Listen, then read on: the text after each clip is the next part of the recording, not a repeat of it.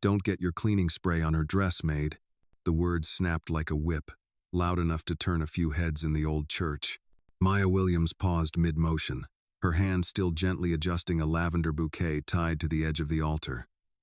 The scent of fresh flowers mixed with the sting of humiliation rising in her throat. She didn't turn around, not yet. She'd learned to breathe through these moments, like a soldier walking through landmines of condescension. "Why is someone that dirty even here?" Another bridesmaid sneered, her voice sharp as glass. "Did the janitor's closet explode or something?" Laughter. Maya kept her eyes focused on her hands. She tugged the last bow taut on the pew end. The floral arrangement, lavender and garden roses, trembled slightly in her fingers. She whispered under her breath, not in prayer but in self-control. She'd heard it all before. At another event, a man had asked if she was with catering or with the cleaning crew. At another, a woman said, "Oh, I didn't know they hired local youth to help with these events. It's so generous." But here today, she wasn't just an afterthought. She was the joke. "Lauren's going to lose it if she sees the help standing near the altar," someone muttered behind her. Maya turned, this time locking eyes. The bridesmaids, all dressed in blush pink, shimmered like ornaments. They looked at her the way one might look at a stain on an expensive dress, something unsightly, unfortunate, but not worth cleaning. One of them raised her phone, snapped a photo, and smirked. "She's gonna love this," the girl whispered. Caption: "When the hired help wants to be in the wedding photos too." Maya's cheeks burned, but she didn't respond. She knew better than to feed fire with fire. Instead, she straightened, adjusted the strap of her canvas bag on her shoulder, and walked away, her posture straight despite the weight that grew heavier on her back with every step. No one cared that she had graduated top of her high school class. No one knew she'd started college on scholarship before dropping out to care for her ill grandmother. To them, she was a maid, a background character in their picture-perfect day, a punchline. She made her way to the back of the church, into the prep room that smelled of eucalyptus, candles, and leftover resentment. It was quiet here, at least, peaceful, the place where she could breathe. Sitting down on a crate of reserved wreaths, Maya rubbed her temples. Her chest felt tight, not from sadness but from the pressure of keeping everything inside. She pulled her wallet from her back pocket, opened it, and slid out a folded photo. A man in uniform, tall, proud, dark-skinned, smiled back at her. He held a baby wrapped in hospital white. The baby was her. James Walker, staff sergeant, her father. Gone. Not dead, not officially, but long missing. One deployment too many. Then silence. She'd written letters, left voicemails. She never stopped hoping. But hope gets expensive when rent is due. She whispered aloud to no one, "I'm still here, Daddy." Knock, knock. Startled, she shoved the photo back into her wallet and wiped her face quickly. "Maya Williams?" a voice called gently. She opened the door to see a gray-haired man with a camera. He adjusted his glasses and offered a warm smile. "You probably don't remember me," he said. "Raymond Hughes. I used to cover education news for the Savannah Press." Maya tilted her head, wary but curious. "You won the Georgia State Essay Contest, didn't you? Back in 2016? Wrote about your grandmother's story during the Civil Rights Movement." She blinked. "That was a long time ago." "It was unforgettable," he said. "You wrote, 'Justice doesn't always shout. Sometimes it whispers through those who keep walking.' I clipped that line. Still have it." A smile tried to rise but couldn't quite get there. "Didn't you get a scholarship to Spelman?" he asked. Maya hesitated. "I did. I left. Family came first." Raymond nodded. "I'm sorry to hear that, but I'm glad you're still writing, even if it's with flowers now." She chuckled once, dryly. "Flowers don't talk back. They don't fight back either," he replied softly. "But maybe you still do." Before she could respond, he touched her arm briefly and left. She stood in the silence a long moment, then took out her phone. New notification. Image received. She tapped it open. There it was, a photo snapped by the bridesmaids. Maya bent over the flower arrangement. In the background, they posed, smirking. Caption: "Even the maid wants to be in the wedding album." Her hand shook slightly as she powered off the screen.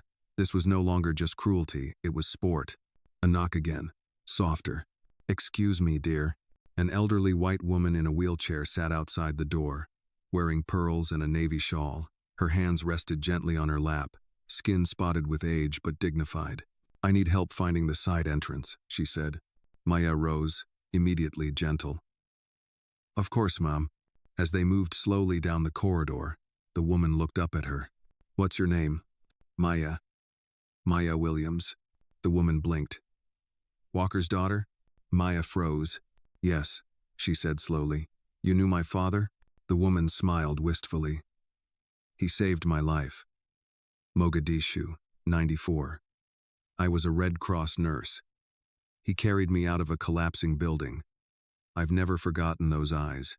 Maya swallowed the lump in her throat. "I didn't think anyone remembered him," she whispered. The woman squeezed her hand. "Courage like his? It leaves a mark." She glanced down at Maya's skin, not judgmentally, but with reverence. People like to mock what they fear, especially when it shines. Maya felt her eyes sting. "You don't need their permission to belong," the woman said. "Some legacies grow in silence. Yours is loud, even when you whisper." Duh. The wedding bells rang in the distance, but Maya heard something louder inside her, the sound of her soul standing up. The wedding bells faded into soft organ music as Maya wheeled the elderly woman whose name, she learned, was Mrs. Eleanor Grant, into the sunlit vestibule. The old woman's presence felt like an echo from another time. Graceful. Anchored. A quiet reminder that dignity didn't come with a price tag or a skin tone. "Thank you, dear," Eleanor said, her hand lingering briefly on Maya's. "If only more people saw you the way your father did, with pride, not pity." Maya smiled politely. But her heart wasn't calm. It was swelling unevenly with things she hadn't let herself feel in years. Anger. Grief. A flicker of defiance. She helped Eleanor settle near the front row, next to a family friend. As Maya turned to leave, Eleanor caught her wrist gently and whispered, "Sometimes, God places you in the room not to be silent but to see who's watching, and who needs to be watched." Maya nodded once, then retreated down the side aisle, the soft soles of her shoes soundless on the polished floor. Backstage in the prep area, the laughter resumed. "Did you see her face when we took that picture?" One of the bridesmaids giggled. "Priceless," said another. "I swear, if she so much as breathes near the cake table, I'm calling security." Maya didn't enter. She stood on the other side of the thin wall, listening. She's probably just here to get free food. Like, seriously, who let her into the ceremony room in the first place? I heard she used to be smart or something, like some scholarship story, but look at her now. Classic case of wasted potential. They didn't even know her, but that was the point, they didn't want to. She turned away from the door, heart pounding. Not from fear, but from the sheer audacity of it all. These weren't children. These were grown women, some even younger than her, dressed in designer gowns, armed with iPhones and fake smiles, carving her down with words like razors. She wanted to scream. She wanted to yell that she had every right to be here, that her father had bled for this country, that her grandmother had marched in Selma, that her people had built the roads they now drove on without thinking. But she said nothing. Again. Instead, she took her phone out and opened her email. The last message from her father sent 7 years ago was still pinned to the top. A simple sentence. "Never let them teach you to bow when you were born standing." She inhaled sharply and stepped outside, blinking against the late morning light that spilled onto the stone steps of the church. Fresh air, deep breaths, a moment of stillness. "Maya?" She turned. It was Raymond Hughes, the photographer. "I need your help," he said, adjusting his camera strap. "We're missing someone to hold the lighting panel for the next set of pre-ceremony shots. I hate asking, but the intern bailed." Maya nodded. "Shure." He smiled, grateful. "You're the only one who doesn't look like she'll melt in sunlight." She followed him around to the side garden where the groom's party was gathering. The contrast was startling, laughing men in tailored suits, whiskey flasks tucked into coat pockets, a relaxed air of privilege floating around them like cologne. Raymond positioned the panel and handed Maya the stand. As he stepped back with his camera, one of the groomsmen leaned toward another and muttered under his breath, "Wow, they've got her doing slave work now." Maya froze. The other man chuckled. "Hey, at least they gave her something to hold this time that isn't a mop." She looked straight ahead, jaw tight, knuckles white on the panel grip. Raymond heard it. His finger hesitated on the shutter. For a moment, he looked like he might say something, but then, nothing. He lifted the camera, and the sound of the shutter replaced the silence. Click, click, click. Later, when the group dispersed for drinks, Raymond walked over to Maya. "I'm sorry," he said softly. "They think this is all a show. They don't know you." Maya nodded but didn't speak. Because even when people heard the cruelty, they rarely stopped it. "You handled it with grace," he added. "Grace," she murmured. "Or exhaustion." He didn't reply. Back inside, the final prep began. Guests filled the pews, and the music turned grand. Maya stood near the back of the sanctuary, behind a velvet curtain, out of sight but not out of range. From the bride's dressing room came high-pitched squeals of excitement. 3 minutes, someone shouted. Maya stepped forward to deliver the bride's bouquet. As she entered the room, Lauren the bride glanced at her reflection, then at Maya, then at her reflection again. "I didn't ask for this," she said coldly. Maya held out the bouquet anyway. "I just work for the florist," she said. Lauren snatched the bouquet, examined it like it was beneath her. "Next time, send someone who doesn't look like they just walked off a city bus," Lauren said, without even turning around. "If you feel that Maya is someone worth your compassion, give her a like, and don't forget to leave a comment with your location, because you might be surprised to find others nearby watching this story along with you." The room fell silent. Even the makeup artist stopped mid-blend. Maya stood there, heart racing, then turned and left. She walked fast, past the vestibule, past the guests, past the soft organ music rising again. Outside, she sat on the church steps, breathing hard. Inside, someone announced the bride. Maya didn't move. "Thought you might be out here." She turned. Eleanor was wheeling herself down the ramp. Maya stood, hurried to help. Eleanor looked up at her. "You don't belong in the back," she said firmly. "You were born to be seen." Maya smiled weakly. "Some days it feels like I was born to be ignored." Eleanor placed a hand on hers. "Then maybe today, the world needs to be reminded." Inside, the doors opened wide, and the music swelled. Maya didn't know it yet, but within the hour, something would happen that would silence every voice that laughed at her. Because justice doesn't always arrive with noise.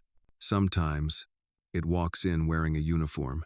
Inside Street Mary's, the music rose like a wave, then fell into reverent silence as the double doors swung wide.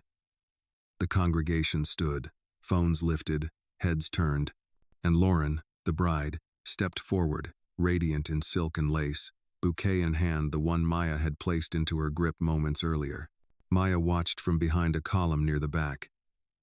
She wasn't supposed to be in the sanctuary anymore, but something held her there. Not defiance, not bitterness. Just resolve.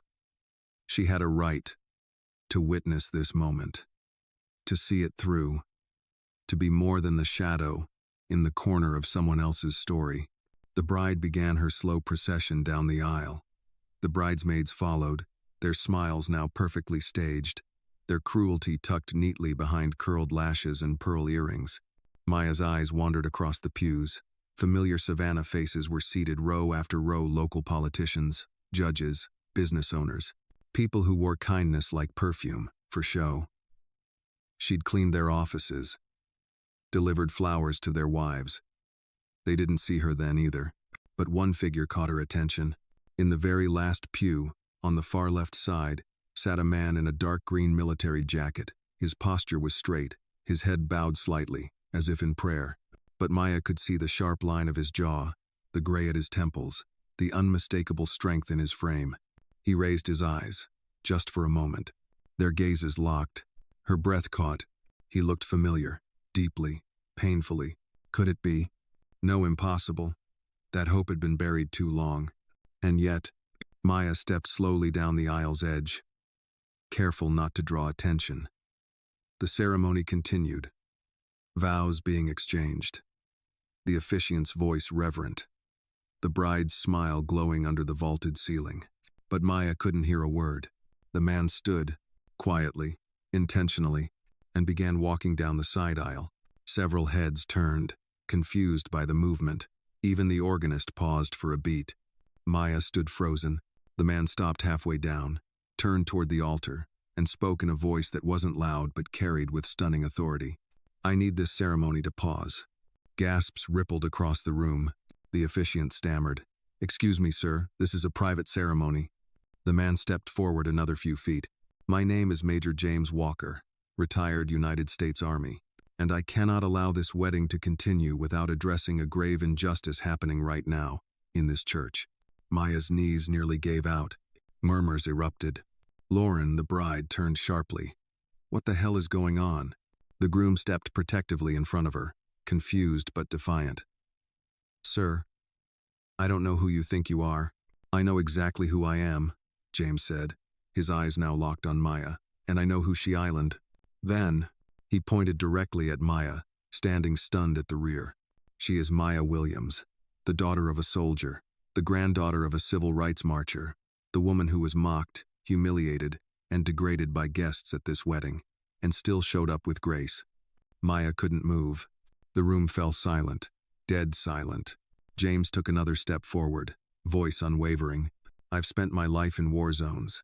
I've seen men fall in the dirt with their last words being about their daughters, their wives, their mothers, and I've seen men like some of you born into comfort use that comfort like a weapon against those who work quietly in the shadows." He turned his gaze to the bridesmaids.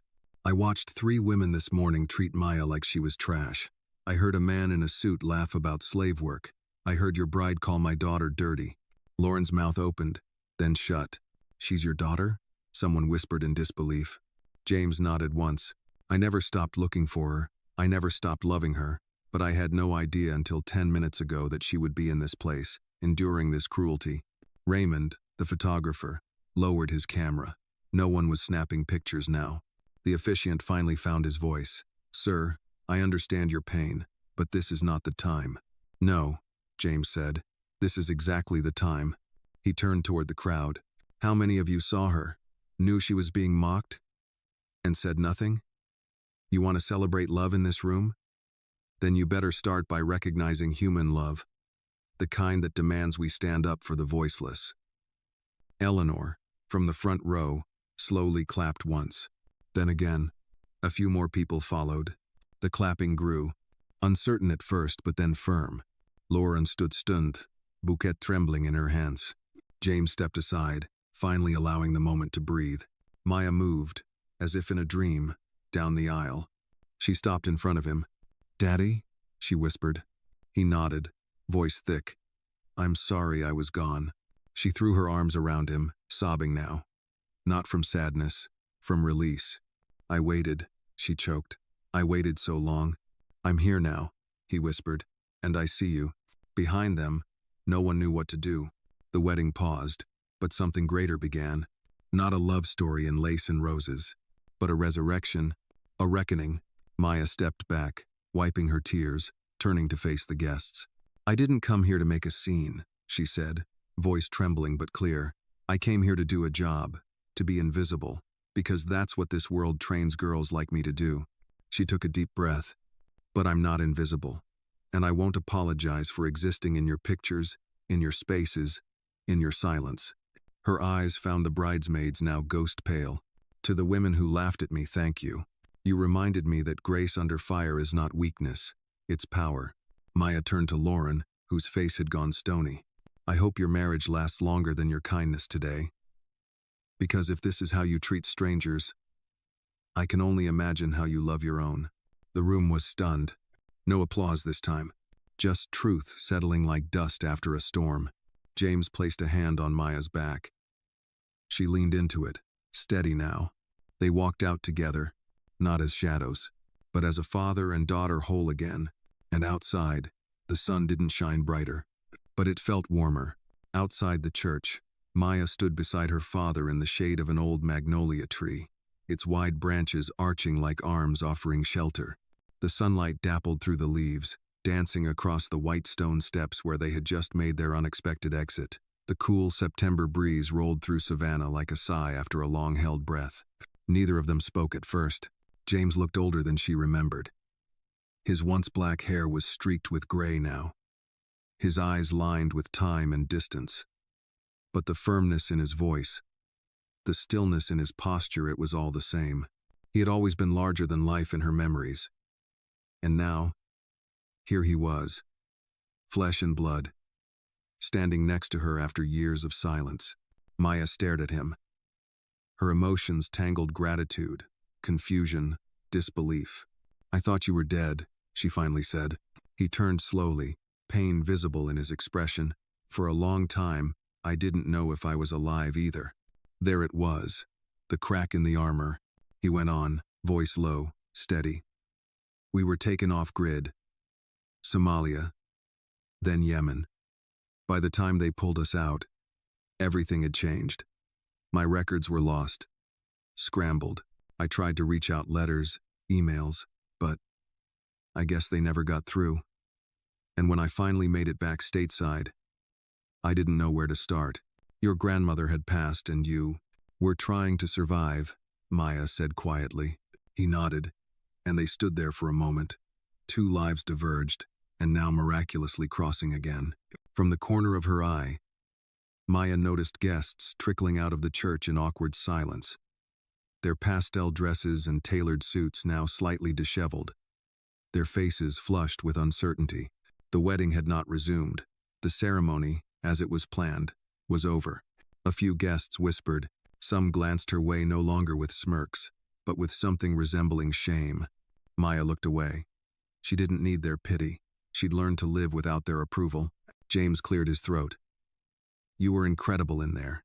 You stood your ground." Maya gave a faint smile. "I think I shocked myself." "That wasn't shock. That was legacy." She looked up at him, her eyes softening. "You taught me that, didn't you?" He didn't answer. He didn't have to. Just then, a voice called out behind them. "Miss Williams." They turned to see Raymond Hughes, the photographer, hurrying toward them. He held his camera to his chest, his eyes wide and unsure. I just wanted to say thank you," he said, "and I'm sorry for not saying something sooner." Maya looked at him for a long moment. "You heard everything." "I did. And you didn't speak." "I was afraid of making it worse, of ruining the moment." James stepped forward, not unkindly. "Sometimes, silence is the worst kind of participation." Raymond nodded slowly. "You're right. I've been behind the lens so long, I forgot what it's like to stand in the frame." He held out a small photo. "I printed this during the commotion. I don't know if you'll want it, but it felt important." Maya took the photo. It was of her and her father. Right in the moment she had whispered, "Daddy," and wrapped her arms around him. Her face was streaked with tears. His hand rested on her shoulder like a tree root, grounding them both. It wasn't perfect, but it was real. "Thank you," she said, slipping the photo into her bag. Raymond hesitated. "If you ever decide to tell your story beyond today, I'd be honored to help." Maya smiled faintly. "We'll see." As he walked away, Eleanor Grant rolled toward them in her wheelchair, guided by a young nurse. Her pearls glistened in the sunday. "My goodness," she said. "I've seen courtrooms less tense than that church just now." James chuckled softly. "Ma'am, you were the first one to clap." "Well, someone had to," she replied. "If I could have stood up, I would have done that too." Eleanor reached out and took Maya's hand. "You stood taller than the steeple today, child." Maya looked down, overwhelmed again. "I didn't expect any of this," she admitted. "No one does," Eleanor said. "But when the moment comes, some of us rise. Others sink. You didn't just rise, you lifted others with you." She squeezed Maya's hand, then turned to James. "And you, Major Walker, don't you dare disappear again. Savannah's a city of ghosts. We don't need one more." James offered a humble nod. "Yes, ma'am." After Eleanor rolled away, the breeze picked up again. Maya turned to her father. "Where do we go from here?" He looked thoughtful, then gestured toward the old cemetery across the street. "You want to take a walk?" She hesitated, then nodded. They crossed slowly, their footsteps crunching the gravel path. Tall oaks draped in Spanish moss shaded the headstones, many of them centuries old, names etched in stone, stories forgotten. James pointed to one. "This was my great-grandfather, Mason Walker. He was born a slave, died free.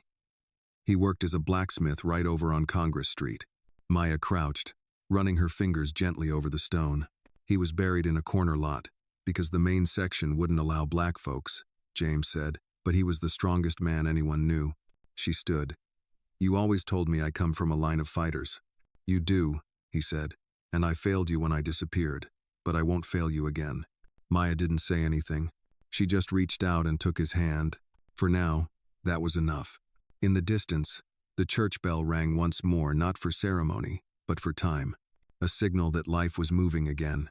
And this time, Maya Williams was no longer walking alone. That evening, the city of Savannah seemed quieter than usual. The air held the faint scent of magnolia and salt water, and the old cobblestone streets glistened slightly from a recent drizzle, as if the sky itself had been watching and needed to weep in silence. Maya sat on the creaking porch swing of her grandmother's house, a small, weathered home tucked between two large oaks, draped in Spanish moss.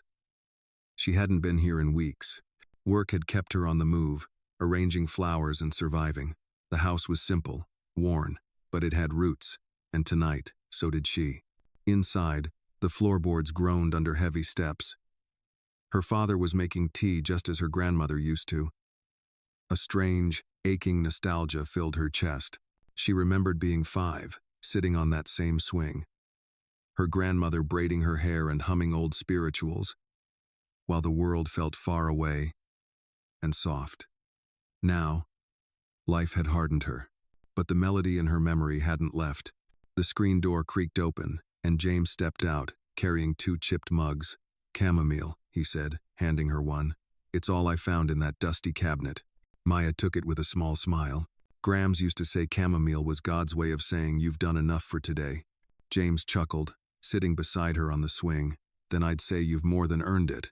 They sipped in silence, listening to the wind rustling the trees. Across the street, a neighbor's porch light flickered on, casting long shadows across the sidewalk. I didn't expect to find you in a place like that today, James said finally. Maya looked down at her mug. Neither did I. I was supposed to drop flowers and leave. Simple job. But they made you the center of the storm, he finished. No, she corrected gently. They tried. But I decided not to stay in the background. James nodded, pride glowing faintly in his eyes. That moment in the church. You carried yourself like someone who's been fighting all her life.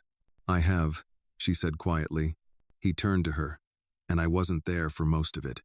Maya looked at him, measuring the weight of those words. There was pain in them, but no excuses. That mattered.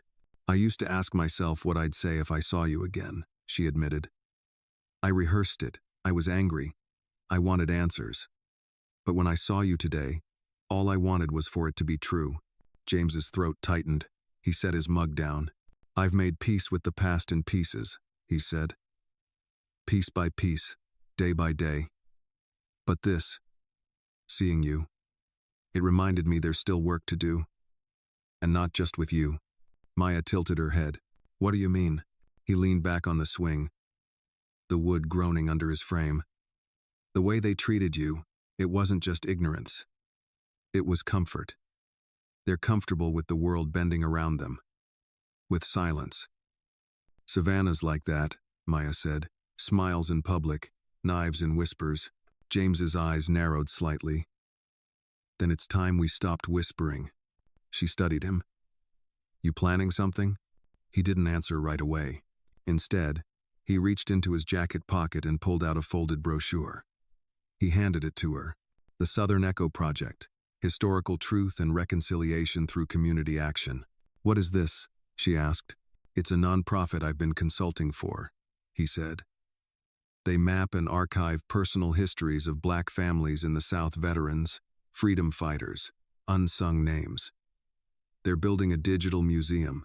I wanted to nominate your grandmother last year, but I didn't have access to the family records. Maya ran her fingers over the brochure. You want her story in this? I want your story in it too, he said. What you did today, that belongs in history, Maya. You're not just my daughter. You're part of a lineage that deserves to be remembered. She felt a lump rising in her throat. I never thought anyone saw me that way, she whispered. James placed a hand over hers. It's time more people did. They sat in silence, the swing swaying gently beneath them. Across the yard, The wind chimes rang a soft melody, familiar, distant, comforting. Maya stared into the night.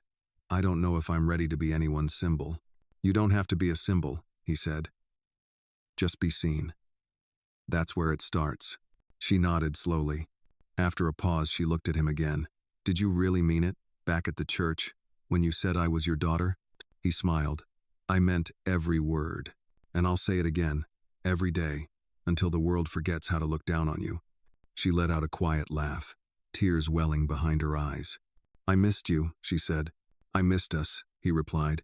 And for the first time in years, Maya let herself lean her head against his shoulder. The night air wrapped around them like a blanket stitched from old wounds and new beginnings. Somewhere in the distance, a train whistle blew low and slow, as if calling them forward. Tomorrow, James said softly, I want to take you somewhere. Where? To the base. To meet some people who remember who I was, and need to meet who you've become. Maya nodded. Okay. The stars blinked to life above them, ancient and indifferent. But down below, on a porch in Savannah, 2 generations began again. Not as strangers bound by blood, but as survivors bound by truth. The next morning broke soft and golden, filtering through the lace curtains in Maya's childhood room. Dust floated in the light like memories slow, quiet, almost holy. She hadn't slept much.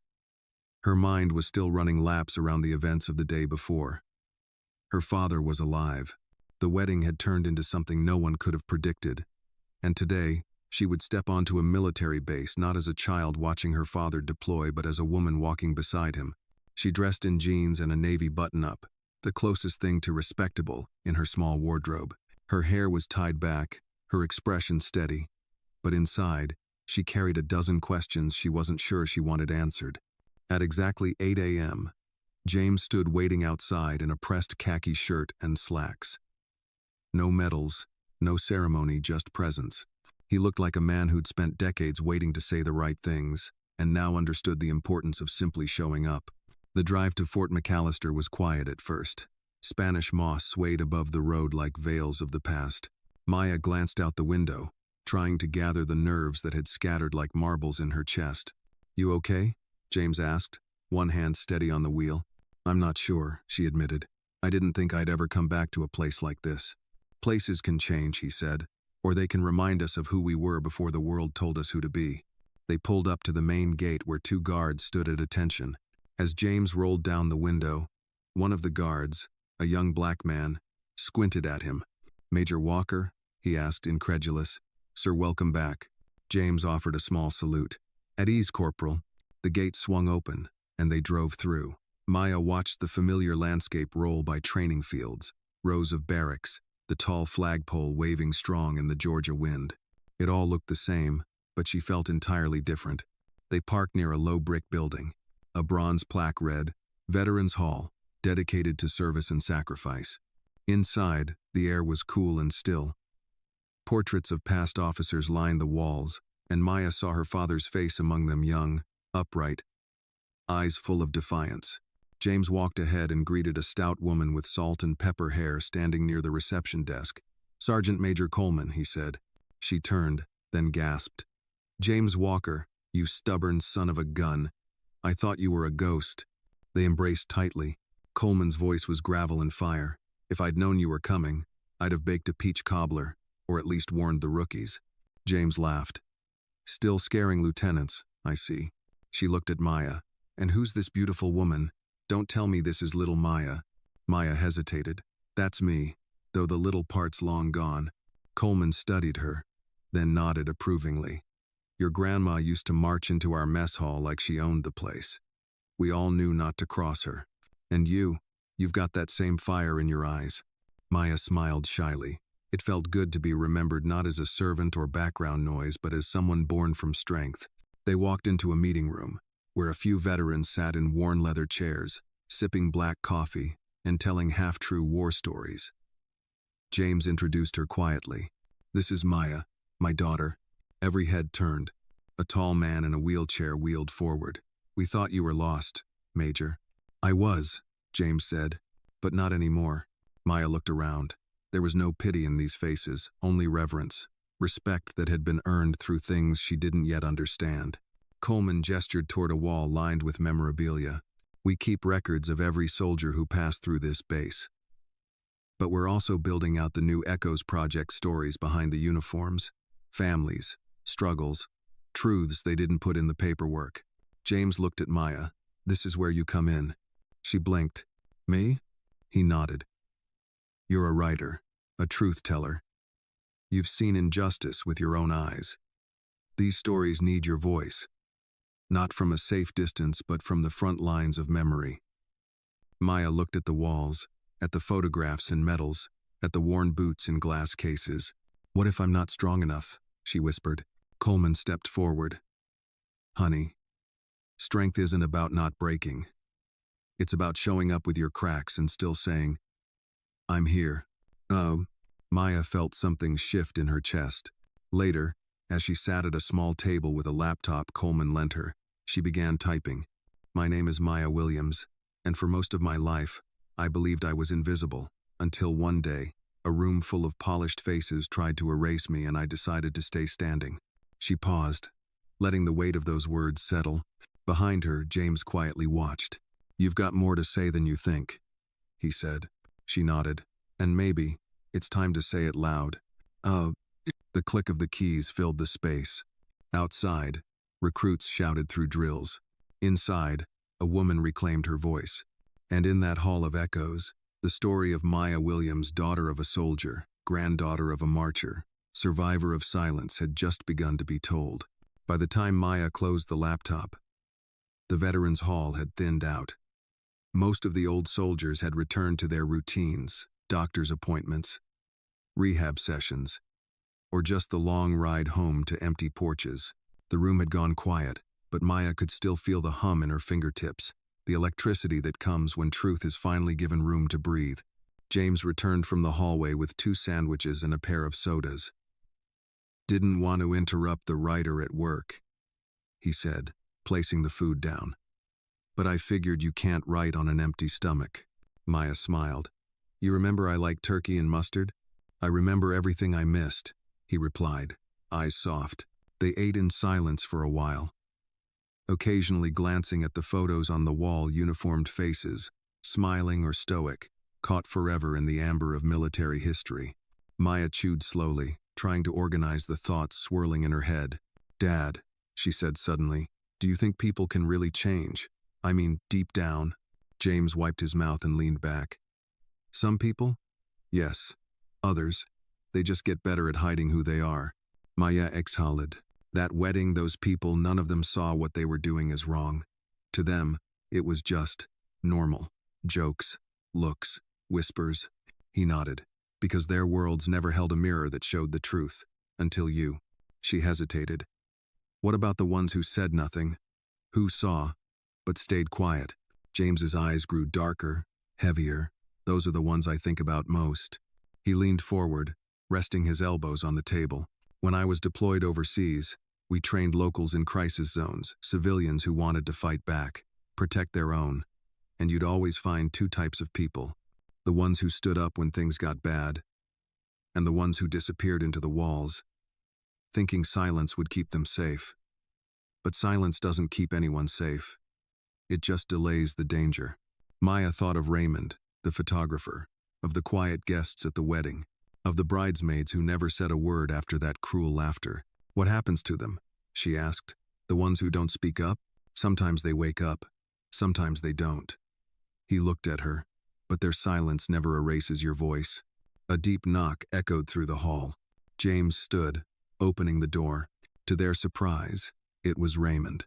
He looked out of place without his camera, just a man in jeans and a wrinkled dress shirt, holding something in his hand. Hi, he said, voice tentative. I know this is unexpected. James gave a small nod. You're welcome here. Raymond stepped in slowly, then turned to Maya.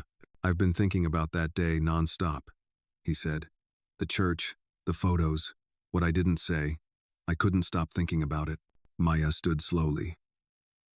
Okay, I don't expect forgiveness, he said, but I brought this. He held out a folder. Inside were several printed photos, black and white, raw, unedited. Maya, flipping through them, saw moments she hadn't noticed. Her standing in the sun behind the curtain, half-shadowed. Her father, mid-speech, face carved with fire. Eleanor clapping, alone in the front pew. And finally, Maya, head high, eyes locked on the room, defiant and radiant all at once. "I know I was silent," Raymond said, "but I'd like to offer something that speaks." Maya looked at the images again. They weren't perfect. Some were grainy, some unfocused. But they were honest. "I want to help you tell your story," he said, "with your permission." Maya studied him for a long moment. "Why now?" He looked down. "Because for the first time, I realized I had a platform. And I've been using it to play it safe. Take pretty pictures. Avoid messy truths. But the world doesn't need pretty. It needs real." James watched quietly, nodding approvingly. Maya finally spoke. "Okay, but on my terms." "Of course," Raymond said quickly. "I want control of the narrative. No edits without me. No headlines that turn me into a tragedy." Raymond straightened. "You're not a tragedy, Maya. You're a warning. And a promise." She took the folder. "We'll see what the world does with that." They shook hands. For the first time, it felt like something balanced was being built not out of guilt, but from truth. After Raymond left, James turned to her. "You handled that well." "I'm learning," she said, "still figuring out where to put all the fire." He chuckled. "Let it burn the right things." Later that afternoon, they visited her grandmother's grave. The cemetery was quiet, framed by old oak trees and filled with the hush of wind through branches. Maya knelt before the headstone and traced the letters. Evelyn Williams, 1929, 2014. Truth, like light, refuses to hide. James stood behind her, his hands folded respectfully. Maya whispered, "I wish she could see this. Me, you." "She does," James replied. "She always did." They stood together for a long while. No words, just memory. When they returned to the car, Maya felt different. Not lighter, not healed, but anchored. As they drove back into the city, the sun dipped low on the horizon, painting the sky in fire and gold. "We've got work to do," Maya said suddenly. James glanced at her. "You thinking what I'm thinking?" "We tell every story," she said. "Not just mine. Every woman who's been made to feel small. Every man who's had to shout just to be heard. Every family with a legacy no one bothered to ask about." He nodded. "The world's listening now." And as Savannah rolled past their windows, familiar, old, complicated Maya Williams sat taller than she had in years. Because this time, the silence belonged to someone else, and her voice was just getting started. 3 days after their visit to Fort McAllister, Maya found herself walking up the marble steps of Savannah's City Hall. The air was thick with late summer humidity, but Maya's resolve cut through it like steel. In her hand, she held a small leather-bound notebook, pages filled with handwritten names. Quotes. Stories. Stories of veterans, maids, janitors, shopkeepers. Invisible lives made visible through a voice that no longer trembled. James had stayed behind that morning. He didn't need to be in every room. This was Maya's step to take. The grand double doors swung open as she entered, her shoes clicking against the polished floor. The receptionist barely looked up. Another black woman in slacks and sensible flats, no threat, no urgency. But Maya didn't come for permission. She took the elevator to the 3rd floor, where the mayor's community liaison office was tucked between zoning and transportation. The hallway smelled like fresh paint and bureaucracy. At the door, she knocked twice, then stepped in. A young white assistant in a crisp blue blouse looked up from her desk. "Can I help you?" "Yes," Maya said calmly. "I have an appointment with Councilman Reed." The assistant's eyebrows knit together. "He's in a closed meeting. I called last week, left messages, sent emails. I never heard back, so I decided to show up." Before the assistant could protest, the door to the back office opened. A tall man in a charcoal suit stepped out, thinning hair combed neatly, skin pale from years behind desks and podiums. Councilman Reed. He looked surprised to see Maya. "Miss Williams?" "That's me," she replied. He gestured stiffly. "I have 5 minutes." Maya walked past the assistant and entered his office without waiting. The room was well decorated but impersonal. Diplomas, family portraits, a framed newspaper article from his first election. Maya sat down before he offered. Reed followed and took his seat, folding his hands. I assume this is about the incident at the Wilmington wedding? Maya tilted her head.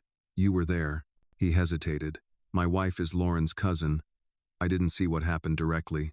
Of course you didn't. His jaw tensed. I've heard there was some misunderstanding. She opened her notebook. Misunderstanding is a word people like to use when the truth is inconvenient. He said nothing. I came here because I have a list, she continued. Not just names. Stories. Of people like me. People like my grandmother.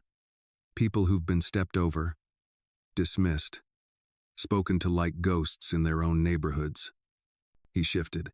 Miss Williams, I understand your frustration, but… No, Councilman, she interrupted. You don't. You understand damage control. You understand donor optics. But what you don't understand is what it feels like to be humiliated in a room full of people who claim to believe in justice, in faith, in community, then sit on their hands while someone tears your dignity apart. His face flushed slightly, but he didn't argue. I'm proposing an initiative, she said. Community testimony forums. Monthly gatherings where working-class residents, especially Black women, can speak openly about how they're treated in city spaces, churches, offices, weddings, anywhere. And I want it recorded, public record. Reed scoffed lightly. That sounds like an invitation for chaos. It's an invitation for truth, she replied, which, I imagine, feels like chaos to those who've never had to face it. He leaned back, eyes narrowed. And you expect City Council to fund this? No, she said plainly. I expect you to champion it. And if you won't, I'll go public. I'll go to the press. I'll hold a forum myself in front of City Hall every Friday with a microphone and folding chairs. You're threatening me? I'm informing you. There's a difference. For a long moment, Reed didn't speak. Then he sighed. I'll take it to the board. No promises. Good, Maya said, rising. Because I'm not asking for promises. I'm building pressure. She left before he could respond. Back on the street, the sunlight felt sharper, the air heavier, but Maya walked like a woman who no longer had to ask for space. That evening, Maya returned to the house to find James sitting at the kitchen table, reading a folder with thick-rimmed glasses balanced on his nose. He looked up when she walked in. Well? He asked. She slid her notebook onto the table. He heard me. I don't know if he listened, but he heard me. James nodded slowly. That's where it starts. She sat across from him. I'm tired. You should be. He closed the folder and reached across the table. But I'm proud. You're building something. You know that? I'm trying. He chuckled. Trying is doing. The people who laughed at you, they're not laughing now. Maya looked at him, expression soft. I don't want revenge. I just want reckoning. Something that lingers longer than anger. James leaned back. Then you're on the right path. They sat quietly, the hum of the old refrigerator buzzing in the background. Maya broke the silence. Do you ever wish you'd done something different? Like, left the army earlier? Stayed home? James thought for a moment. Sometimes. But then I remember everywhere I've been. Everything I've done, it brought me here. To this table. To you. Maya smiled. That's dangerously close to sentimentality. He grinned. I'm retired. I'm allowed to be soft. She reached for the folder he had been reading. It was filled with names, dates, transcripts, part of the Echoes Project archive. At the bottom of the pile was a worn photo, a woman in a Sunday dress, fist raised high, mouth open mid-chant. Her eyes burned with purpose. Is that Grandma Evelyn? Maya asked. James nodded. 1963, Selma. Maya stared at the photo. She would have loved this moment. She built this moment, James said. You're just the voice now, the echo that finally gets heard. Outside, the sun dipped behind the rooftops of Savannah, throwing long shadows across the porch. But inside, light remained. Strong, steady, because behind every closed door, a new one was being forced open, and Maya Williams had the key in her hand. The first community testimony forum was held in the basement of the Mount Zion Baptist Church, under the soft glow of antique pendant lights and the faint creak of wooden pews above. It wasn't glamorous. The air smelled faintly of lemon cleaner and history, but it was theirs. Maya stood at the front of the room, facing a semicircle of metal chairs. No stage, no microphone, just a folding table, a notepad, and her name written in chalk on a small welcome board. For a moment, she wondered if anyone would come, if anyone cared enough to sit and speak. Then the door opened. First came Mrs. Hightower, a retired schoolteacher with a cane and the kind of voice that once hushed entire classrooms. She nodded at Maya without a word and sat down in the front row. Then came Josiah, a garbage collector who always wore his union hat like a crown. Then a young nurse, a librarian, a mechanic. By 6:15, every chair was filled and still more people stood near the walls, holding styrofoam cups of coffee and waiting, watching. James stood in the back, arms crossed, quiet and steady. Maya took a breath. "Thank you all for being here." A few heads nodded. A couple murmured, "Mm-hmm. I started this forum because too many stories die in silence." We've all seen things lived, things that deserved more than a shrug or a joke or a turned back. And today, we begin naming those things. She paused, scanning the room. This space isn't about politics. It's about truth. Your truth. There was a beat of hesitation. Then Mrs. Hightower raised her hand. "I'll go first." Maya nodded. The old woman stood slowly, leaning on her cane. Her eyes were sharp, her voice clear. "In 1971, I taught at Fairview Middle School, first black teacher they'd ever hired. And the first week I was there, someone left a noose made of shoelaces in my desk drawer. A collective hush fell across the room. I told the principal. You know what he said? Probably just a prank. Don't take it personal." She chuckled bitterly. "I taught there for 33 more years, never got an apology, but I stayed. Because I knew if I left, they'd never hire another one of us again." There was silence, then soft applause. Josiah stood next. 2 years ago, a woman in a gated community called the cops on me because I was walking too slowly down her street. I was collecting garbage, on duty, wearing my uniform. The cop came anyway. The stories poured out like old rain, heavy, overdue, cleansing. A teenage girl shared how her guidance counselor had discouraged her from applying to certain colleges, saying she should be realistic. A middle-aged man admitted he stopped correcting people when they mispronounced his name because it just wasn't worth the sigh. An elderly woman whispered how she still crossed to the other side of the street when she saw white men in suits, not out of fear, but memory. Maya took notes as fast as she could, but her pen couldn't match the rhythm of the room. It wasn't just testimony. It was unburdening. It was resurrection. After 2 hours, the forum began to slow. People lingered, reluctant to leave. Eyes glistened. Shoulders sat lower. Truth had been spoken aloud, and it hung in the air like incense. James stepped forward and handed Maya a thermos of tea. "You did it," he said. "We did it," she replied. She looked around the room, at the worn tiles and dented chairs, and saw something sacred. This wasn't a headline. It wasn't a viral video. It was healing. That night, Maya sat at her desk at home, rereading the notes. She felt both exhilarated and exhausted. As she flipped to a fresh page, her phone buzzed. Unknown number. She hesitated, then answered. "Hello?" The voice on the other end was hesitant. Southern. Familiar. "Maya Williams?" "Yes. This is Judge Clayton Prescott. I was at the Wilmington wedding." She froze. The judge cleared his throat. "I've thought about that day ever since. About what I saw. About what I didn't do." Maya said nothing. "I didn't laugh," he added. "But I didn't stop them either. And I suppose, at my age, silence isn't defensible anymore." Maya leaned back, her heartbeat steady. "Why are you calling?" "I've been on the bench 25 years. I'm stepping down next spring. But before I do, I want to support your forums. Officially. Publicly." Maya raised an eyebrow. "Why now?" He paused. "Because when you stood in that church, you reminded me of someone. My grandmother. She cleaned white homes her whole life. Spoke only when spoken to. I spent most of my career trying to erase the parts of me that looked like her. You made me remember them." Maya swallowed hard. "I can't promise I'll always say the right thing," he continued. but I can promise to stop being one of the ones who whispers your name in guilt instead of pride." She exhaled slowly. "Thank you, Judge. Call me Clay," he said, "and let me know when your next Forum Island. I want to be there." After the call ended, Maya sat in silence. Not all change was loud. Some of it whispered. Some knocked quietly on the door after hours, carrying names and apologies. She turned back to her notebook and wrote, "When truth is spoken, even the ones who once turned away begin to turn back." She looked out the window. The moon hung low, silver and wide, and somewhere beneath its light, a city was beginning to stir one voice at a time.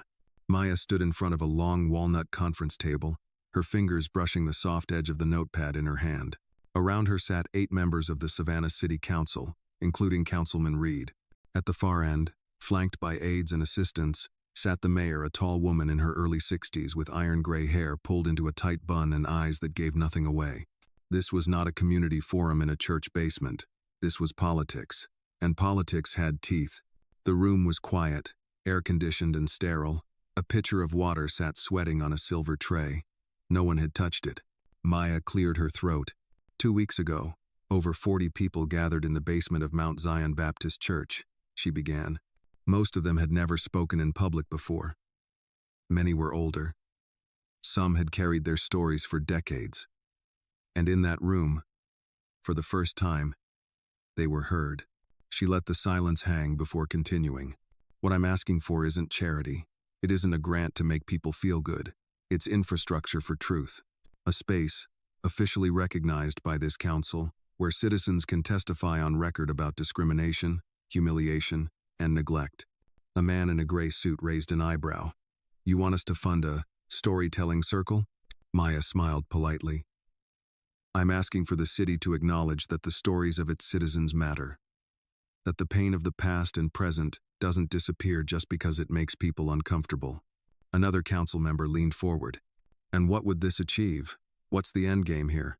Maya steadied herself. "Trust, reconciliation, policy changes. This is how movements begin. Quietly, persistently, one testimony at a time." The mayor finally spoke.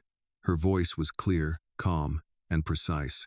"Miss Williams, what happened to you at the Wilmington wedding was deeply regrettable, but one incident does not necessarily call for systemic solutions." Maya's spine stiffened. "I agree," she said. "One incident doesn't. But I'm not here because of one incident. I'm here because I'm the result of hundreds. Because every story shared at the forum echoed mine. Because we've made a culture out of swallowing shame in silence, and I'm not doing that anymore." Councilman Reed cleared his throat. "If I may, I believe Miss Williams has a point." Heads turned. She's not just speaking for herself. She's speaking for a portion of our city that rarely gets invited into these chambers unless it's election season. "May?" The mayor raised an eyebrow. "Are you proposing a vote?" "I am," Reed said, voice steadier now. "I move to approve the pilot funding for the Community Testimony Forum's 6 months, limited budget, oversight included." Silence, then murmurs. A second motion. A vote was called. Hands went up, 5 in favor, 3 against. The mayor hesitated, then gave a reluctant nod. Motion passes. Maya exhaled slowly, her heart beat loud in her ears. Reed leaned toward her and whispered, "You earned this. Make it count." Later that evening, back at the house, James grilled chicken on the backyard barbecue while Maya sat nearby, barefoot in the grass, her phone buzzing with messages. Reporters were calling. Local activists. A professor from the university asking if he could sit in on the next forum. She put the phone down and stared at the sky, where clouds gathered in slow procession. James turned to skewer. "You realize you've just become very popular." Maya laughed. "For now. Give them a week. People move on." He looked over. "And you?" "I'm not moving on. I'm moving forward." He nodded approvingly. After dinner, they sat on the porch with sweet tea, the kind her grandmother used to make with too much sugar and a slice of lemon. James tilted his glass toward her. To shaking the table, Maya clinked her glass against his. "To building a new one." She paused. "You know what's strange? I always thought justice looked like a courtroom. A gavel. A headline. But now I think it looks more like a folding chair in a church basement. A voice trembling as it learns to steady. people clapping for a story they'd been too afraid to tell themselves. James smiled. Justice wears a lot of faces. You just found the one that fits you best. The next day, Maya met with Raymond at a local cafe. He carried a thick envelope filled with printed photos, storyboards, and a proposal. I've been thinking, he said as they Saturday. Your forums shouldn't just be local. They should travel. City to city. Town to town. Maya blinked. That's ambitious. He grinned. That's the point. He handed her a mock-up. The Echoes Tour. America's Untold Stories. Maya flipped through it. Names, faces, maps. It's just an idea, he said. But if you say yes, I'll help produce the whole thing. Podcast, video, photos, every format we can. She closed the envelope and met his gaze. I like it, she said, but only if the people telling their stories stay in control. Agreed, Raymond nodded. No edits without permission. Full transparency. The people come first. Maya extended her hand. They shook on it. Outside, the city pulsed with new energy. Maya felt it under her skin, in her bones. A shift. Small, maybe, but permanent. And somewhere deep inside, she knew this was only the beginning. Because once the unheard begin to speak, the world never sounds the same again. 3 weeks later, just as Maya was preparing to host the second Community Testimony Forum under official city sponsorship, the storm arrived, not one made of wind and rain, but of headlines, whispers, and resistance dressed in business casual. It began with a phone call from Raymond. They're trying to shut it down, he said, his voice tense. Maya sat upright on her grandmother's old couch, phone pressed tight to her ear. Who is? Some city officials, anonymous for now. I got a leaked memo. They're calling the forums socially destabilizing, saying it's a misuse of municipal funds. Maya stood, pacing. Destabilizing? We've had 2 meetings. There were prayer circles and coffee. One woman brought banana bread. They're scared, Raymond said, and when people get scared, they start rewriting the story. Man. Maya hung up and immediately dialed Councilman Reed. He picked up after the second ring. Miss Williams. Councilman, I need to know if what I just heard is true. A pause. Then a tired sigh. Yes. There's a motion being pushed quietly through the Budget Oversight Committee. They're trying to freeze your funding before the 3rd forum happens. Her voice sharpened. On what grounds? On the grounds that your forums are attracting attention from activists, some of whom have controversial histories. That's all they need. A little fear. A little fire. She could feel it now, that slow burn in her chest. Not panic, not defeat. Purpose. When's the vote? She asked. Thursday morning. Closed door. Not anymore, Maya said. That night, she wrote a post that would go viral within hours. With a single photo of the community circle arms linked, voices shared, she captioned it. They called our healing dangerous. We call it necessary. Let the city hear us. Thursday, 9 a.m. Be there. By sunrise, the post had been shared over 12,000 times.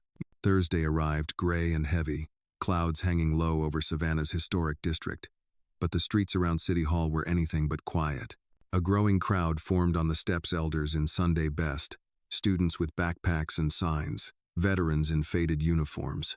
Some held hand-lettered posters that read, "We are the truth you ignored." Others simply stood in silence. James stood near the edge of the steps, arms crossed, flanked by 2 men from his old unit who had flown in from Alabama just to stand beside him. Maya arrived dressed in all black jeans, blazer, no frills, her hair pulled back in a low twist. Beside her was Eleanor, unexpected, but resolute. I needed to be here, Eleanor had said that morning. I didn't laugh, but I didn't stand up for you either. It's time I did. Reporters gathered, microphones hovered. Maya took the podium the community had brought themselves. No city funding. No approval. Just an old music stand. And a Bluetooth speaker. They want to label this a disruption, she began. But this is a reminder. She gestured to the crowd. We are the ones who watched our mothers carry trays and clean floors. The ones who learned to keep our heads down to stay safe. But silence was never safety. It was erasure. The crowd murmured in agreement. They say we're stirring up division. But we are not the ones who built the walls, we're just refusing to pretend they aren't there. Applause broke out. Cheers followed. Inside City Hall, the committee vote was already in session, but outside, the city was listening. Later that afternoon, the decision came down. The motion to freeze the funding failed by one vote. Councilman Reed stood before the press, his tie slightly loosened, eyes weary but proud. "This city must be brave enough to listen," he said, "even when the stories make us uncomfortable, especially then." Maya watched from the back of the press room, arms folded. She didn't speak. She didn't need to. Her presence said enough. That evening, she returned to the Veterans Hall where James waited with Coleman and a few others from the Echoes Project. "Well," Coleman said with a grin, "you sure know how to keep things interesting." "I don't want attention," Maya replied. "I want accountability." "You got both," James said. "Now use them." They sat in a circle as the sun dipped below the windows. Coleman handed Maya an envelope. Inside were letters from the last forum participants. Handwritten, raw.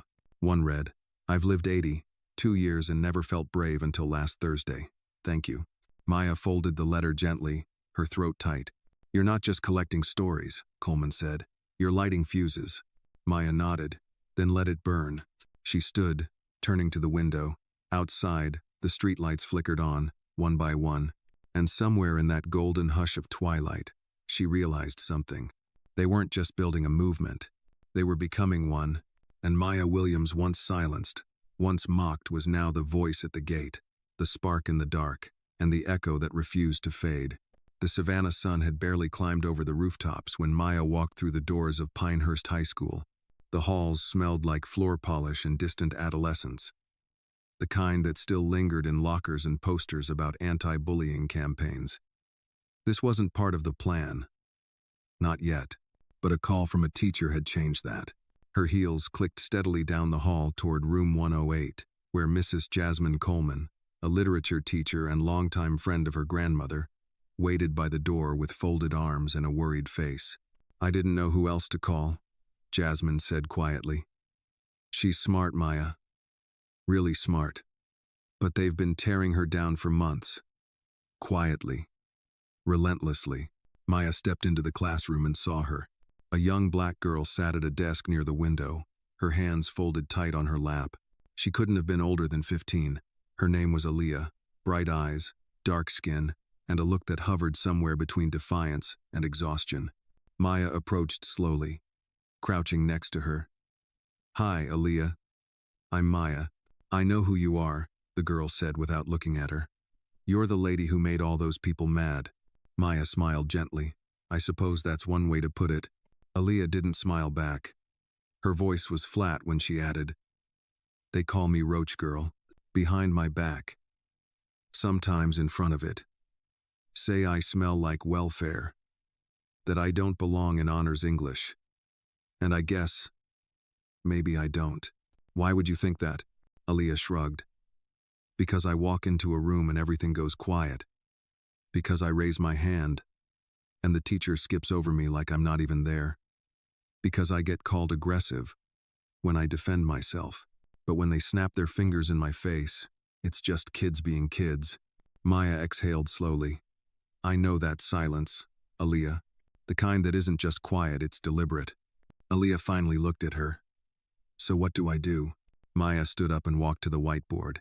She picked up a marker and wrote 5 words in big, deliberate strokes. "You are not the problem." Then she turned. "They want you to believe your presence is the issue. But your existence is not the problem. Their discomfort with it island." Aaliyah blinked. Her voice dropped to a whisper. "Then how do I survive this?" Maya walked over and pulled out a chair, sitting eye level with her again. "You speak. You write. You gather people who see you. You don't fight fire with fire, you fight it with mirrors. Hold up the truth and let them see what they've become." Aaliyah was quiet for a long moment. Then, "Will you come back? Talk to more girls like me." Maya reached out and squeezed her hand gently. "Every time you need me." That night, Maya sat at the kitchen table with the same notebook she'd carried since the first forum. Its pages were worn now, corners curled, the ink smudged from tears and rain and too many hands flipping through truth. James entered the kitchen carrying a package. This came for you. Maya opened it slowly. Inside was a small framed photograph. It was from Raymond, a shot from the protest at City Hall. Maya, standing in front of the crowd, her hand mid-gesture, mouth open. Behind her, a sea of people, black, white, old, young, all leaning forward, listening. There was a note attached. You look like a storm, and they listened like crops begging for rain. She smiled. Her phone buzzed. Another message.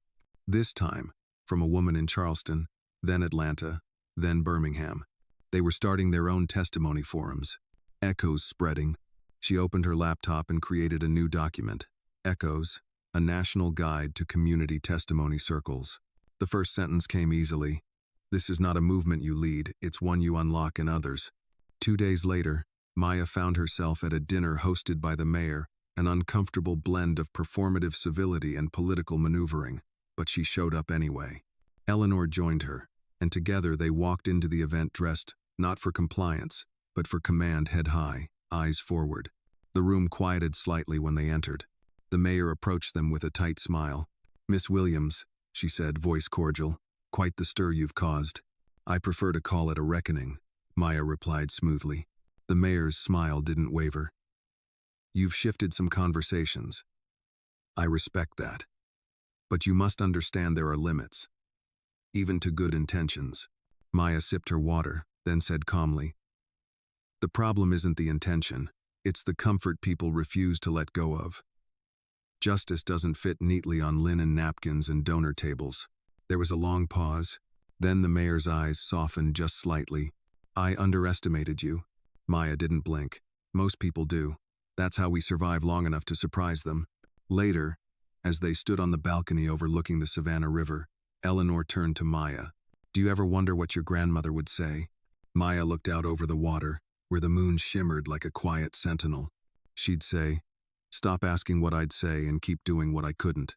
Oh, they stood there for a long time, letting the wind braid through their silence, because it wasn't about one forum, or one girl, or even one city. It was about the shift, the undeniable, irreversible shift, when voices too long ignored finally take up space, hold their ground, and remind the world that the mirror doesn't lie. And Maya Williams was that mirror now, unbreakable, unapologetic, and everywhere. The file landed on Maya's desk at exactly 9:12 a.m. No envelope, no sender. Just a manila folder slid under the community center's back door with a yellow sticky note that read, "For her eyes only." She stared at it for a full minute before touching it. Instinct hummed. James, who was fixing the broken coffee machine in the hallway, noticed the tension in her shoulders. "What is it?" he asked, wiping his hands on a towel. "Not sure," Maya said, "but it doesn't feel random." She peeled open the folder and began flipping through its contents. Names, addresses, internal memos, photos. She froze. Page after page of city officials, business owners, and school board members linked by complaints, formal and informal, related to racial discrimination, abuse of power, and systemic neglect. Each file had one common note stamped across the top: "Yoon investigated." James walked over slowly, looking over her shoulder. "That's a list," he muttered. "Not just a list," Maya said. "It's the list. The one they swore didn't exist. The one people hinted at, whispered about. Someone's been keeping track, and they want us to know." James frowned. "Or they want to use us." Maya nodded slowly. "Either way, they're handing me a match and pointing at the powder keg." She didn't sleep that night. Instead, she read every file, every line, cross-checked every detail. Names she recognized from the wedding, from the mayor's fundraiser, from the school board that overlooked Aaliyah. Quiet power, insulated and protected for decades. This wasn't just a truth-telling mission anymore. It was accountability with teeth. 3 days later, Maya stood in front of a packed room at the Savannah Civic Hall, rented last minute through community donations after the original venue suddenly became unavailable due to maintenance. The microphone buzzed gently. Rows of folding chairs creaked under the weight of anticipation. News cameras lined the back wall. Raymond had set up a live stream. Viewers from across the country tuned in. Number echoes unveiled trended before Maya even said a word. She stepped up, holding the folder. "I didn't ask for this," she began. "But history has a funny way of finding its way into your hands, especially when it no longer wants to be hidden." She held up the file.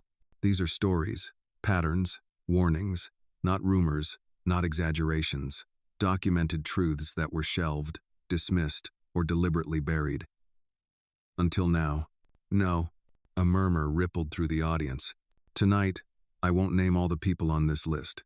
Not yet, because this isn't about vengeance. It's about the community deciding how justice should look, what it should feel like." Maya set the folder on the table next to her and opened a fresh notebook. "Instead, I want to begin with testimony." She looked at the first row. "Miss Anita Jackson, would you come up?" A petite woman in her 60s slowly stood, adjusting her church hat, and made her way to the front. Her voice trembled at first, but strengthened with every word. "I worked at the Westfield Library for 28 years, she began. "Cleaned floors, organized shelves, managed late returns. They called me Sweet Anita. Until the day I asked why my white coworker, who started after me, was made supervisor. That day, my hours were cut. My locker was emptied, and when I filed a complaint, it vanished. Just like my job." Gasps, nods, clenched jaws. Maya didn't move. She just let the silence do what it always did reveal. The next speaker came forward, then another, and another. Each story peeled back the polite veneer Savannah had worn for decades, and somewhere near the back, Judge Prescott watched with a grim face. When Maya caught his eye, he nodded once subtle, but firm. This wasn't just Maya's forum anymore. It was a tribunal, a reckoning on folding chairs. After the event, Maya stepped outside for air. The night was warm, buzzing with crickets and camera flashes. A young reporter followed her out. "Miss Williams," he said breathlessly, "are you planning to release the full list?" She looked at him. "Would you?" The reporter blinked. "Every name has a family," she continued. "Every mistake has weight. This isn't about setting fires. It's about holding torches high enough for people to see themselves clearly, then decide what to do about it." "So, what comes next?" Maya smiled faintly. "We let the community speak. Let them decide which truths need light, and which wounds need hands, not headlines." He scribbled something, then lowered his pad. "You think change is really possible? This deep?" She looked out over the street, where neighbors still stood in clumps, talking softly, hugging one another. "I don't think," she said. "I know. Because I've seen what silence costs. And this is louder than they ever expected." That night, back at the house, James handed her a fresh cup of tea and set a candle on the table, her grandmother's favorite scent, cinnamon and cedarwood. "You did good tonight," he said. Maya took the cup but didn't drink. "I feel like we just crossed a line." James nodded.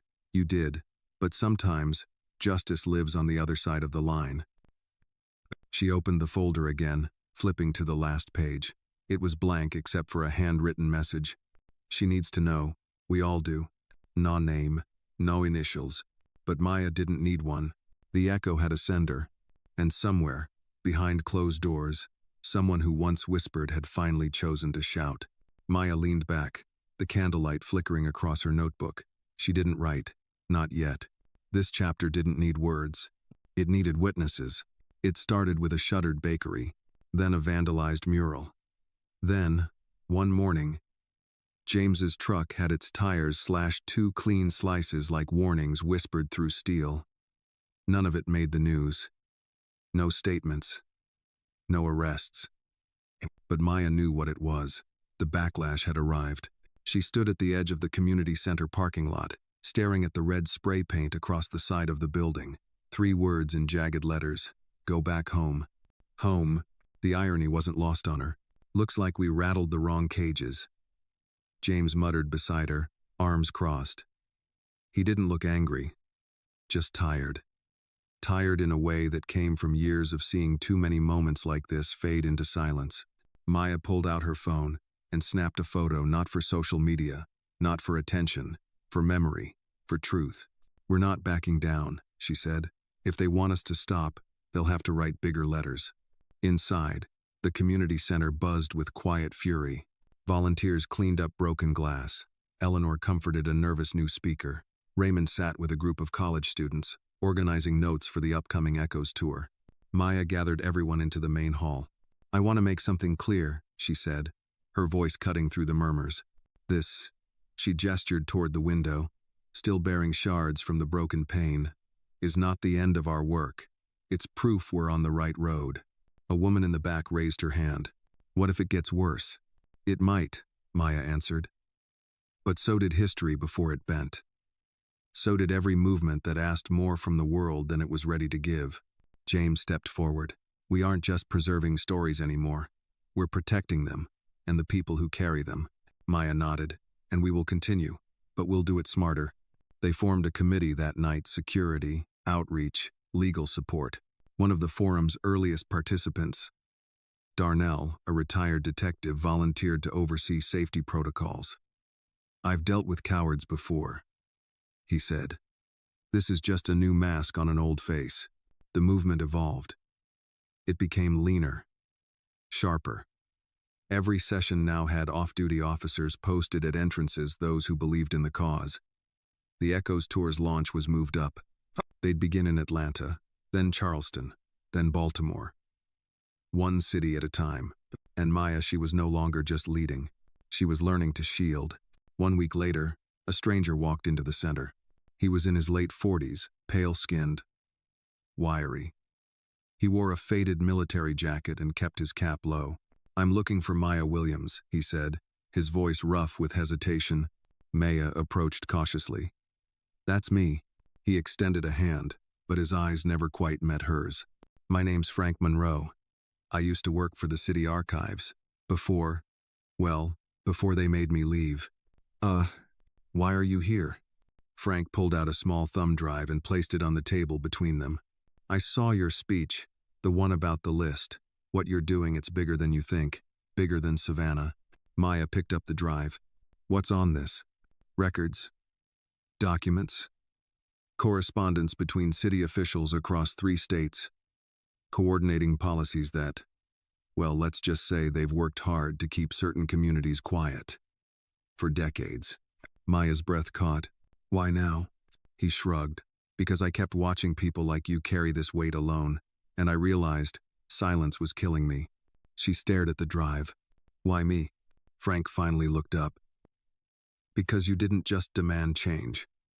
You made space for it. And now you need protection from the rot beneath the floorboards." That night, Maya and James sat in the study, the only light coming from the screen of her laptop as the files loaded. She read in silence. Emails from elected officials, coded language, denial strategies, red-line neighborhoods, school board manipulation, evidence, not just whispers anymore. James leaned closer, jaw tight. "This isn't just Savannah." "No," Maya said quietly. "It's a system with roots deeper than we thought." She saved everything to a secure cloud and printed backup files. "I need to speak with Prescott," she said. "He knows this system. He'll know how to navigate it." Now, Judge Prescott met her the next morning at a quiet diner off Route 17. He wore civilian clothes, denim and a flannel shirt, but his posture remained judicial, spine straight, eyes observant. Maya slid the drive across the table. "We're past the city council now." He plugged it into his tablet, brows furrowing as he skimmed. When he looked up, his face had shifted. This is combustible." "Then we light it carefully," Maya replied. "No," he said, voice grave. "You don't light this. You build a firewall around it, and you make sure when it goes public, there's no room for denial." He leaned in. "You're not just a community organizer anymore, Maya. You're a threat to a legacy. That means they'll come harder.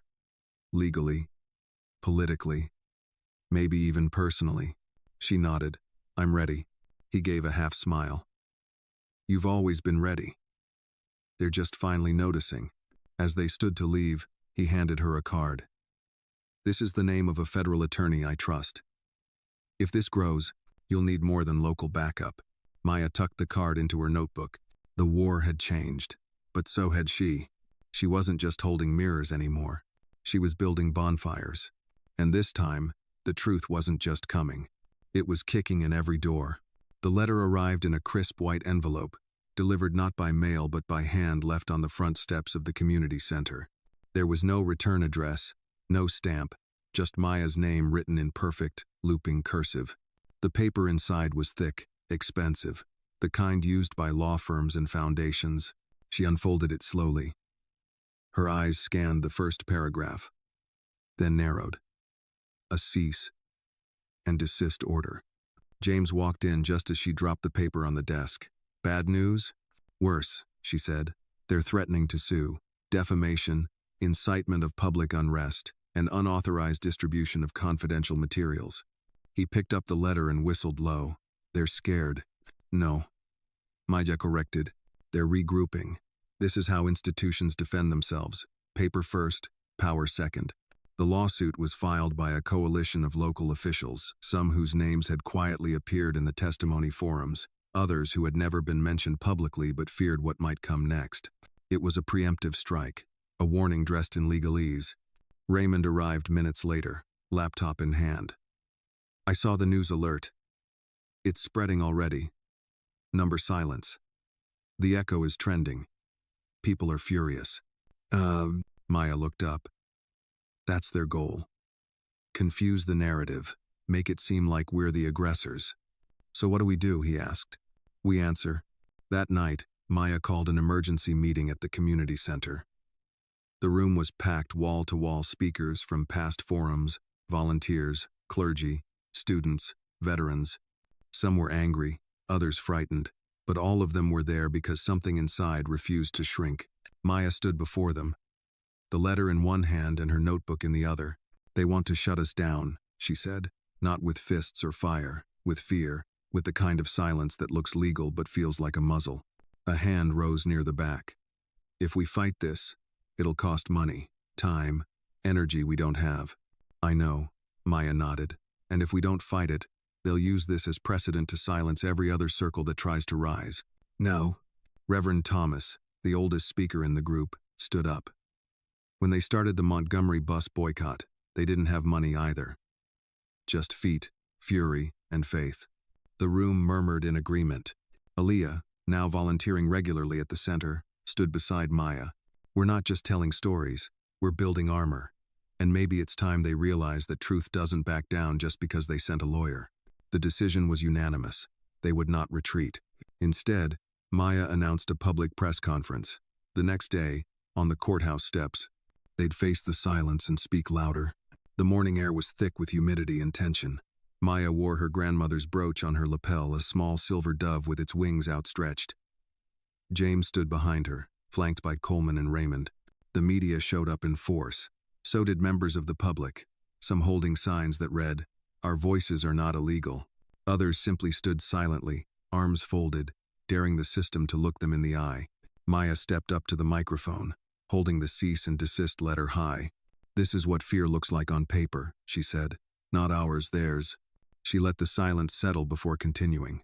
They call us disruptive, but ask yourself, what are we disrupting? A system that allows complaints to vanish, that rewards silence and punishes memory? She looked out over the crowd. We are not vandals. We are not liars. We are the archives they tried to bury. Applause rose around her. I've been advised not to speak, to let the lawyers handle it. But this movement wasn't born in courtrooms. It was born in kitchens, in pews, in whispered truths passed down, because no one else would listen. She placed the letter on the podium. We will fight this, and we will keep speaking, because justice doesn't come on quiet feet, it arrives with echoes.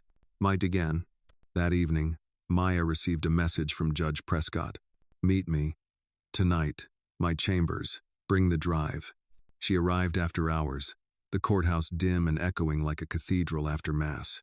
Prescott opened the door himself. He looked older than usual, more worn. I've read everything, he said, gesturing for her to sit. What you have. It's not just civil. It's criminal.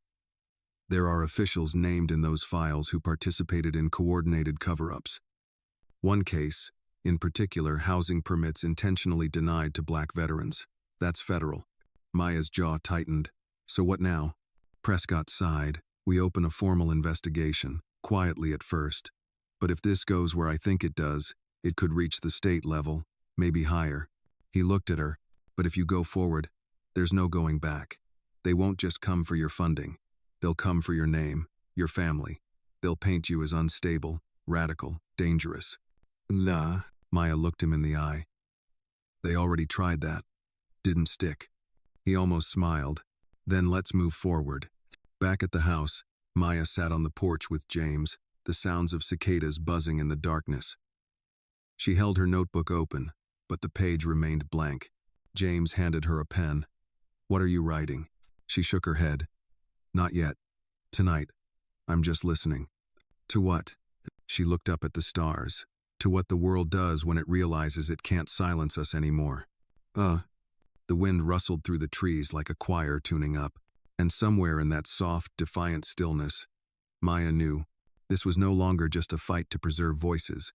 It was a war for who got to decide which voices mattered at all. 2 days after the press conference, the door to the community center opened quietly, just after 8 a.m. Maya had just finished sweeping the front entryway, something she still insisted on doing, despite everyone offering to take the chore off her hands. She said it kept her grounded. That morning, it would do more than that. A man entered, late 40s, white, wore a well-tailored jacket, khakis, and a thin silver watch that flashed under the fluorescence. He looked like someone who belonged in a boardroom, not standing hesitantly in a community center that still smelled faintly of yesterday's coffee and lavender cleaner. Maya looked up. "Can I help you?" The man removed his cap. "I think I should be asking you that." He paused. "My name's Andrew Parks. I used to sit on the Savannah Zoning Appeals Board, until 3 years ago." She didn't respond, but her expression sharpened. "I saw the drive, the files. My name isn't on them, but I've seen the ones who are. I watched them reassign housing permits, deny licenses, push black-owned businesses out by zoning them into oblivion." Maya studied him. "And you let it happen?" He swallowed. "Yes. At first I didn't know what I was seeing. By the time I did, I was in too deep. I had a family, a mortgage. I told myself I was powerless. But that's the lie we tell ourselves to feel clean." Maya folded her arms. "So why now?" "Because I watched your speech on the courthouse steps," he said. "And because I saw what they spray-painted on your wall. And because I want my kids to know. I finally did the right thing." Maya motioned for him to sit. "Tell me everything." By noon, Andrew had named 5 current officials across different departments: planning, sanitation, licensing, who had coordinated what amounted to quiet economic warfare. Maya recorded the conversation. With his permission, he signed a statement and agreed to testify if it came to that. When he left, Maya sat alone for a moment, letting the weight of it settle. One step forward, a crack in the wall. But a crack was all she needed. That afternoon, she met with Judge Prescott and passed him the signed affidavit. His eyes widened slightly as he read. "This is real," he said, "and now admissible." Maya leaned forward. "We don't need to shame every name, just the right ones, the ones that held the door closed for decades." Prescott nodded. "And this is the